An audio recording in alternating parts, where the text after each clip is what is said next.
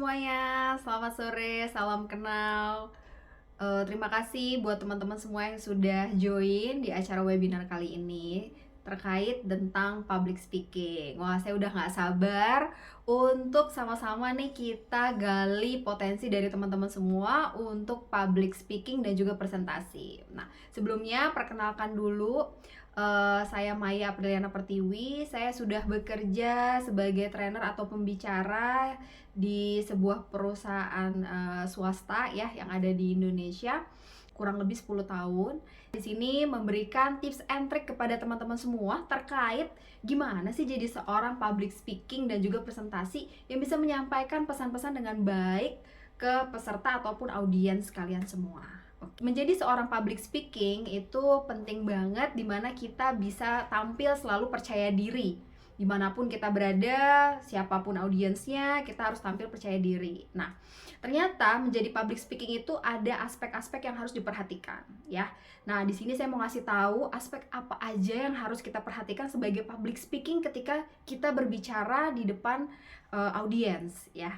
Nah, di sini saya mau jelasin dulu tentang pertama ada aspek komunikasi verbal. Nah, aspek komunikasi verbal ini penting banget ya karena sebagai pembicara kita itu menyampaikan pesan-pesan itu secara verbal ya. Ini aspek yang harus diperhatikan dalam komunikasi verbal. Ada yang pertama, keterampilan kita berbicara yang jelas dan juga terstruktur. Nah, jadi buat teman-teman semua yang mau menjadi pembicara di depan umum, ini harus punya catatan-catatan apa saja pesan yang ingin disampaikan. Ya, pesan-pesan yang ingin disampaikan apa aja, dibuat strukturnya sehingga ketika kita berbicara itu semuanya yang disampaikan terstruktur dan saling berkesinambungan. Poin yang disampaikan itu bisa dicatat dengan mudah oleh para audiensnya. Yang kedua, penggunaan bahasa yang sesuai dengan audiens. Nah, jadi lagi-lagi di sini sebagai pembicara kita harus memperhatikan siapa sih audiens kita, dari kalangan mana gitu, pendidikannya apa, sehingga kita bisa menyesuaikan kata-kata yang tepat dan juga mudah dipahami oleh audiens kita gitu. Nah, berikutnya nih, menguasai materi presentasi itu sangat penting karena kalau misalnya teman-teman semua di sini mau menyampaikan materi yang cukup penting gitu ya buat para audiensnya, tapi kalau kalian sendiri tidak menguasai materi tersebut dan nantinya ketika disampaikan audiens ada pertanyaan, sanggahan dan teman-teman semua di sini bingung gitu ya untuk menanggapinya, itu nanti kelihatan wah ini pembicaranya tidak handal, wah jadi meragukan pesan-pesan yang disampaikan. Nah, makanya ini penting sekali buat kita semua. Sebelum kita menyampaikan materi, kita harus memahami betul materi yang ingin kita sampaikan sehingga apapun sanggahan atau pertanyaan yang akan diajukan oleh para audiens itu kita bisa menanggapinya atau menjawab dengan baik dan juga benar gitu. Dan yang terakhir nih, supaya pesan-pesan kita mudah dipahami dan langsung nyangkut kepada audiens kita itu harus menggunakan teknik yang namanya retorika ya. Untuk apa sih? Untuk meningkatkan daya tarik presentasi. Yang kedua adalah kita juga bisa menggunakan teknik metafora ataupun analogi sehingga pesan yang disampaikan bisa mudah dipahami, dicerna dan juga dilakukan oleh para audiens kita. Seperti itu.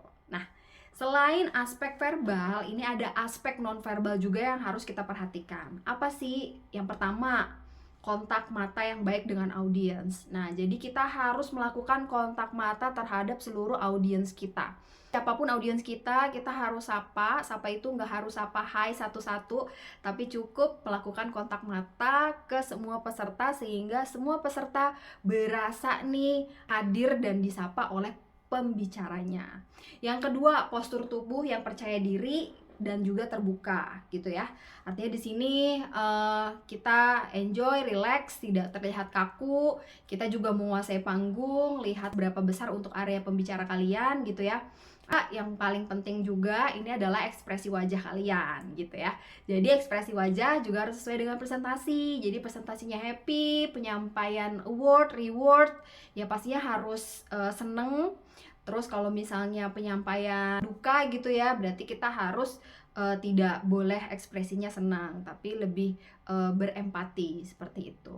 Lalu gerakan tubuh yang mendukung pesan yang disampaikan ya, seperti saya dari tadi kalau teman-teman ngeh gitu ya, tangan saya tuh nggak berhenti untuk terus bergerak untuk menyampaikan informasi-informasi yang saya sampaikan. Gunanya apa sih?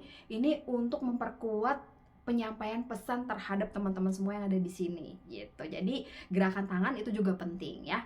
Lalu mengatur jarak dengan audiens untuk menciptakan hubungan yang baik. Jadi biasanya nih kalau jadi pembicara mungkin ya ada beberapa jarak, seperti kita saat ini di webinar ya, kita walaupun bertemu di posisi online gitu ya udah tepat, tapi kalau teman-teman nanti posisi acaranya offline itu harus mengatur jarak terhadap audiens teman-teman semua, seperti itu. Nah, aspek yang ketiga adalah aspek artikulasi dan juga intonasi suara. Nah teman-teman, ini dia, artikulasi kata itu harus jelas dan juga tepat, nggak boleh tipe-tipe ya. Jadi ingat, artikulasi kata harus jelas dan juga tepat. Lalu penggunaan variasi intonasi, ini intonasinya harus ada naik turun untuk menunjukkan penekanan poin-poin yang penting gitu. Seperti dari tadi ya, saya intonasinya naik turun, teman-teman perhatikan, mendengarkan. Nah jadi di sini penting sekali intonasi itu dimainkan untuk menekankan poin-poin penting yang ingin disampaikan, yang harus peserta atau audiens catat, seperti itu. Yang ketiga, pemanfaatan kecepatan dan juga volume suara. Nah, seperti dari tadi nih saya sampaikan, ada di mana saya mengatur kecepatan saya dalam berbicara dan juga ada mengatur volume suara saya, seperti itu. Dan menghindari monoton dalam berbicara. Ingat, nggak boleh monoton ya, jadi harus ada intonasi naik turun sehingga pesan yang disampaikan atau poin-poin penting itu benar-benar dicatat oleh audiens dan bisa tercapture oleh audiens, seperti itu. Oke? Nah, poin yang keempat adalah kita harus mengenali siapa audiens kita.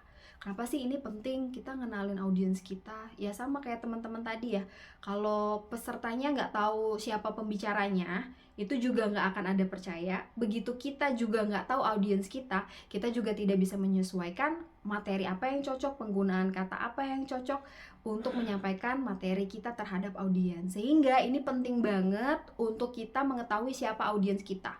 Karena dalam penyampaian materi, kita harus menyesuaikan kata-kata yang jelas, bahasanya, penggunaan kata-kata, analogi ya, dan gunakan saat penyampaian materi. Nah, ini saya kasih tahu teman-teman gimana sih supaya kita bisa mengenali audiens dengan cepat gitu ya. Yang pertama adalah kita harus mengetahui dulu nih siapa peserta kita, latar belakangnya, minatnya datang ke acara ini tuh untuk apa, dan juga kebutuhannya gitu ya. Sehingga kita bisa tahu apa nih poin-poin penting disesuaikan untuk penekanan terhadap peserta yang bisa dibawa pulang oleh mereka. Lalu mengadaptasi gaya presentasi dan bahasa yang digunakan sesuai dengan karakteristik audiensnya gitu. Kalau misalnya berbicara anak muda, berarti kita kan udah tahu ya harus menggunakan bahasa-bahasa gaul sesekali supaya apa, para audiensnya itu bisa nggak, oh ternyata ini yang aku banget ya gitu. Tapi kalau misalnya audiens kita ternyata lebih tua dari kita, berarti kita menggunakan bahasa-bahasa yang sopan, tidak menggunakan banyak singkatan, tidak menggunakan bahasa gaul, seperti itu ya teman-teman ya. Lalu yang terakhir adalah memasukkan contoh atau ilustrasi yang relevan dengan pengalaman dan juga kepentingan audiens dalam penyampaian materi kita, seperti itu. Nah, terakhir nih ada aspek yang perlu diperhatikan lainnya. Yang pertama adalah kita harus mempersiapkan materi secara matang sebelum sampai dengan pembuatan slide, dan jangan lupa sering-sering latihan karena practice make it perfect. Jadi kalau kita latihannya sering-sering, kita akan semakin membuat sempurna dalam penyampaian materinya. Ketiga, mengelola waktu presentasi yang tepat, yang baik ya, jadi manajemen waktu. Yang ketiga, menanggapi pertanyaan atau tanggapan audiens dengan baik ya. Lalu mengelola stres dan juga gugup. Jadi ingat kalau misalnya kita rada gugup, itu adalah hal yang wajar. Tapi gimana cara kita menanggulanginya itu adalah hal yang penting. Biasanya kalau saya gugup, saya akan menyapa salah satu atau dua audiens yang duduk dekat saya. Saya biasanya kenalan dan tanya dari mana asalnya. Itu bisa dilakukan sebelum kita presentasi ataupun pada saat kita presentasi ingin mengajukan pertanyaan gitu ya. Itu bisa menunjuk salah satu audiens kita dan memperkenalkan diri. Karena dengan kita berkenalan singkat saja itu udah berasa kita dekat dan menghilangkan jarak serta menghilangkan rasa gugup kita gitu. Lalu yang paling penting, setelah kita selesai berbicara, kita juga harus mengevaluasi diri setelah presentasi dan memperbaiki keterampilan kita di masa depan. Baik, itu aja teman-teman dari webinar yang sudah hadir kali ini di public speaking dan presentasi. Semoga bermanfaat buat teman-teman semua ilmunya. Ya, balik lagi kalau ada pertanyaan atau apa boleh hubungi saya ya. Saya akan tinggalkan di kolom chat nomor WA dan juga email saya, bisa ajukan pertanyaan di situ semuanya. Terima kasih teman-teman semua atas waktunya. Sehat selalu buat kita semua. Public speaking.